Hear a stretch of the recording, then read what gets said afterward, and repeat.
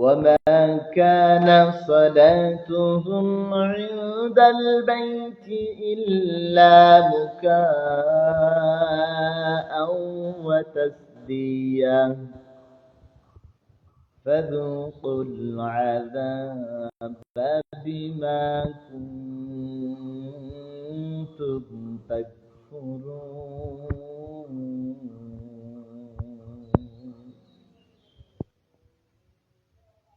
মহান রব্বুল আলামিন বলেন, ওয়ামা কানা সালাতুহুম ইনদাল বাইতি ইল্লা মুকাআ ওয়া তাসদিয়া। আর কাবা গৃহের নিকট শুধু শীষ ও করতালি দেওয়াই ছিল তাদের একমাত্র নামাজের পদ্ধতি।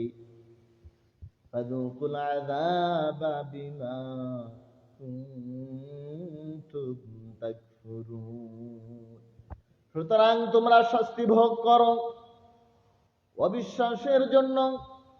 তোমরা যারা মনে করেছিলে করতালি দেওয়া শীষ বাজানো তোমাদের জন্য নামাজ, আমি রব্বুল আলামিন তোমাদের জন্য শাস্তির ব্যবস্থা করে রেখেছি, তোমরা শাস্তি ভোগ করো এই অবিশ্বাস করার জন্য।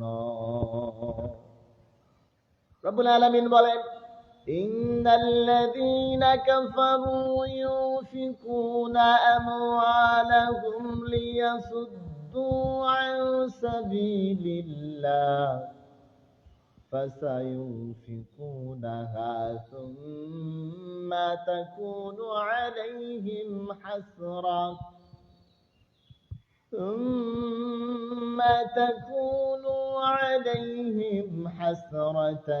ثم يغلبون والذين كفروا إلى جهنم يحشرون. রব্বুল আলামিন বলেন, ইন্নাল্লাযীনা কাফারু ইউনফিকুনা আমওয়ালাহুম লিয়াসুদ্দু আন সাবিলিল্লাহ। নিশ্চয় যারা অবিশ্বাসী তারা তাদের ধন সম্পদ ব্যয় করে লোককে দেখানোর জন্য, লোককে আল্লাহ তাআলার পথ থেকে নিবৃত এবং সরিয়ে নেওয়ার জন্য। অস্বীকারীরা, মুশরিক তথা কাফের যারা, তারা তাদের ধন সম্পদ ব্যয় করে আল্লাহ তাআলার পথ থেকে মানুষকে বিরত রাখার জন্য, দূরে সরিয়ে রাখার জন্য, যাতে করে মানুষ আল্লাহ তাআলার পথ থেকে ফিরে যায়, দূরে সরে যায়। فَسَيُنْفِقُونَهَا ثُمَّ تَكُونُ عَلَيْهِمْ حَسْرَةً ثُمَّ يُغْلَبُونَ। এবং তারা তা ব্যয় করতেই থাকবে, অতঃপর তা তাদের মন স্থাপনের কারণ হবে। অথবা তারা তাদের সম্পদ ব্যয় করতে থাকবে এবং এই সম্পদ তাদের মন খারাপের কারণ হতে থাকবে। والذين كفروا إلى جهنم يحشرون।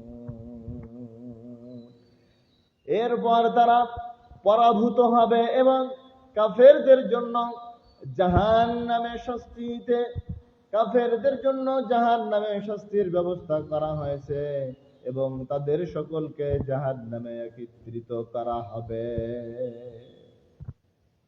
লিয়ামিযাল্লাহুল খাবীসা মিনাত তাইয়্যিবি ওয়া ইয়াজআলাল খাবীসা বা'দাহু আলা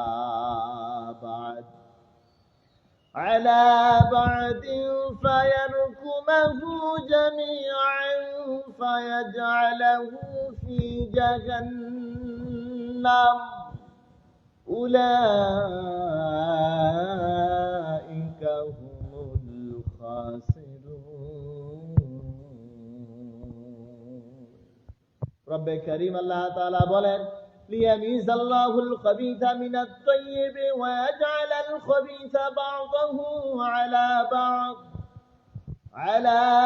বা'দিন ফায়ারকুমাহু جميعا فيجعله في جهنم এজন্য যে আল্লাহ কুজনকে সুজন হতে পৃথক করেন, খারাপ মানুষকে সুন্দর মানুষ ভালো মানুষ থেকে তিনি পৃথক করেন, আর কুজনদের খারাপ থেকে এক এককে অপরের উপর রাখেন। একজন খারাপকে অপর খারাপের উপর রাখেন, অতঃপর সকলকে স্তূপীকৃত করে জাহান্নামে রব্বুল আলামিন নিক্ষেপ করবেন। আল্লাহ তাআলা বলেন, উলাইকা হুমুল খাসিরুন, এরাই তো ক্ষতিগ্রস্ত, প্রকৃত ক্ষতিগ্রস্ত তারাই যারা জাহান্নামের অধিবাসী হয়ে যাবে।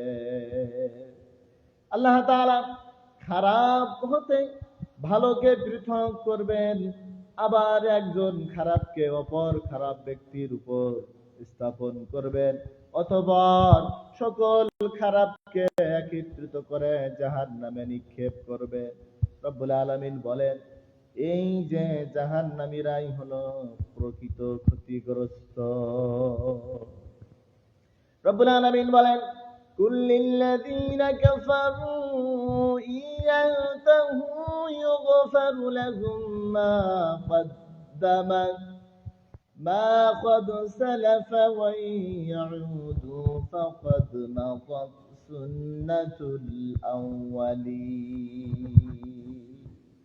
রব্বুল আলামিন বলেন, হে নবী আপনি বলুন, কাফেরদের যদি তারা বিরত হয় তবে যা অতীতে হয়েছে রব্বুল আলামিন তাদেরকে তা ক্ষমা করবেন। وَيَعُودُوا فَقَدْ مَضَتْ سُنَّةُ الْأَوَّلِينَ। কিন্তু তারা যদি অন্যায়ের পুনরাবৃত্তি করে তবে তা পূর্ববর্তীদের মতো দৃষ্টান্ত স্থাপন করা হবে। আল্লাহ তার নবীকে বলেন, হে নবী আপনি কাফেরদেরকে অস্বীকারীদেরকে বলে দেন, যদি তারা বিরত হয় তাহলে অতীতে যা করেছে রব্বুল আলামিন তাদের সমস্ত পাপ রাশিকে ক্ষমা করবেন, তাদের অতীত জীবনের ভুল ভ্রান্তিকে রব্বুল আলামিন ক্ষমা করে দেবেন। কিন্তু যদি তারা অন্যায়ের পুনরাবৃত্তি করে আবার যদি ফিরে যায় সেই অন্যায়ের উপর, তাহলে রব্বুল আলামিন সতর্ক করে বলেন, পূর্ববর্তীদের যে অবস্থা হয়েছিল, পূর্ববর্তীদের যে দৃষ্টান্ত আমি স্থাপন করেছি, যারা অস্বীকারী ফিরে আসার পর আবার তাদের অতীত জীবনে ফিরে যাবে, আমি তাদের সাথে সেম একই কাজ আবার করব। রব্বুল আলামিন বলেন, ওয়াকাতিলুহুম হাত্তা লা তাকুনা ফিতনাতুন ওয়া ইয়াকুনা আদ-দীনু কুল্লুহু লিল্লাহ فإن انتهوا فإن الله بما تعملون خبير।